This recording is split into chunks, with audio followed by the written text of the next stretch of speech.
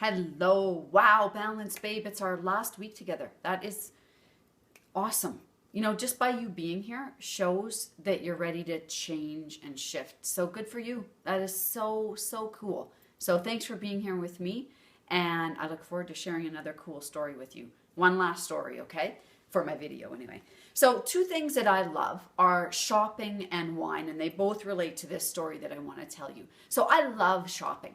I love going into a high-end boutique, and it smells good in there, and you're surrounded by these beautiful things, and you just feel so good. I mean, who doesn't love that, right? Love that. But I also love the opposite end of the shopping spectrum, thrift store shopping or consignment store shopping, where it's like the thrill of the hunt, and you get to find that beautiful, awesome item and give it a whole new life. Love that. It's great. Get to recycle at its finest. So that's really something I enjoy. It's like a sport for me. And that came to my attention last fall when I was taking out my winter clothes and putting away the summer. And I'm looking at my winter clothes going, four gorgeous blue sweaters, kind of almost all the same color. Houston, we might have a problem here. So I started thinking about that. It started percolating around in my mind, and I'm like, I might want to do something about this. Like, this shopping thing is maybe getting a little out of hand.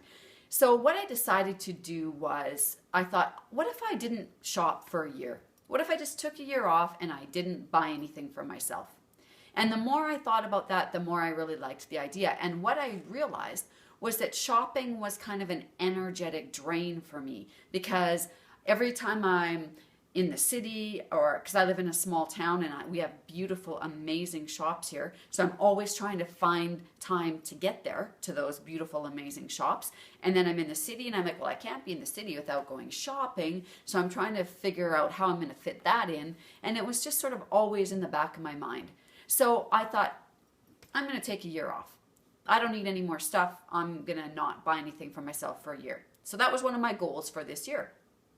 So the other thing that I love is I enjoy wine. I worked in food and beverage for many years, and I have some wine education, and I love it. I love kicking back, relaxing with a glass of wine. And those of you who followed my work for a while know that I've experimented in my adult life with alcohol in different ways, where I had my whole year where I completely stopped drinking, and I'm trying different ways of what's the deal with alcohol, where I do enjoy it and I like to enjoy it, but how can I do that and still live to my fullest potential where it doesn't dumb me down? So I had a goal for this year, for 2015. I thought, I'm going to not drink alcohol when I'm at home in my hometown. And my reason for that was that when I'm at home, I have that structured early morning ritual. I like to go to sleep at a certain time. I work. So I want to be like totally on and present in my work. Lots of reasons why, I thought, okay, I'm just not going to drink alcohol. When I'm at home, when I'm away, I eat differently. I usually don't sleep as well. And I often am with family and friends where we're celebrating or relaxing. So, okay, then I could enjoy a glass of wine. So that was my plan. So end of 2014, I'm writing in my journal. I'm writing down what I'm planning to do. Shopping, no shopping for me, check. No drinking alcohol at home. Involuntarily drops into my mind, I don't know if I really want to do that. But I ignore the thought and I just keep going. That's what I'm going to do. That's my goal. I tell everyone, carry on. That's my goal. So now here we are, almost halfway through the year. I have not bought anything for myself, which is a little challenging. I've had a lot of public speaking engagements, doing a lot of these videos, and I really wish I had some new clothes. But that's clearly a first world problem, right? So no shopping, and I'm confident that I will get to the end of the year without buying anything. The wine drinking, not going so well. It went well for months. For months, I had no wine.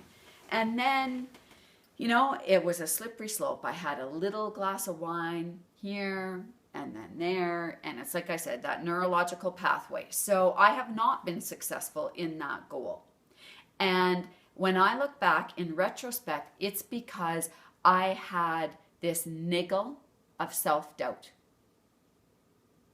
I wasn't fully in. See, true change, real life change happens for many different reasons and in many different ways. But ultimately, the bottom line is there's a common denominator to all real life change. And that is that you have elevated your personal standard enough that you are required to shift to meet that standard. You have to own the change that you're making. That's when it will stick. And because I had that little niggle of self-doubt that I didn't even really acknowledge, I didn't fully own that. I have owned it in the past. I've gone a full year without having any alcohol whatsoever, but I did not own it that time. There was, like I say, just that unconscious thought in my mind. True change happens when we truly own it, when we've elevated our personal standard enough that we have to shift to meet that standard. And it's the reason we need this full ownership is because real change is hard. It's very hard. Why? Because we are creating or rewiring a neurological pathway in our brain, and we can do that, but it's not easy.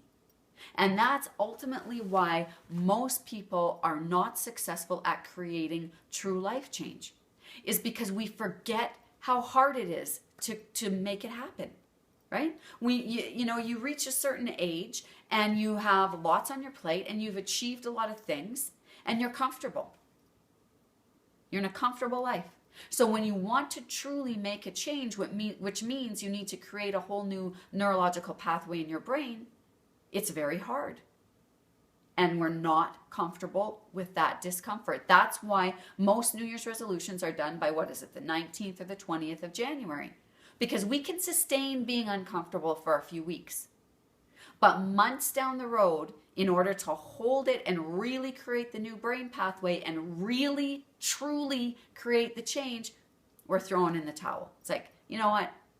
I don't want to do this anymore. It's too hard, right? But guess what? You can do it. You're here with me. That signals that you want to do this. You want to create that change. You want to elevate your standard enough that you're going to make change that really sticks.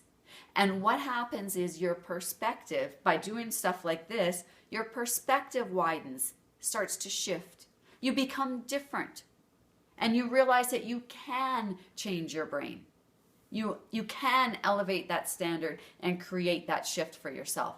So you know what? All you have to do is keep on showing up. Follow the steps that you've set out for yourself.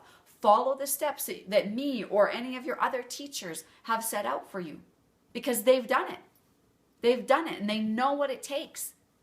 And recognize that it's not going to be easy and it's not going to be fast, but you can do it. I know you can, and I'm so excited to watch that. So tune in for our very last audio. Thank you for being here with me, and I look forward to talking to you on Wednesday.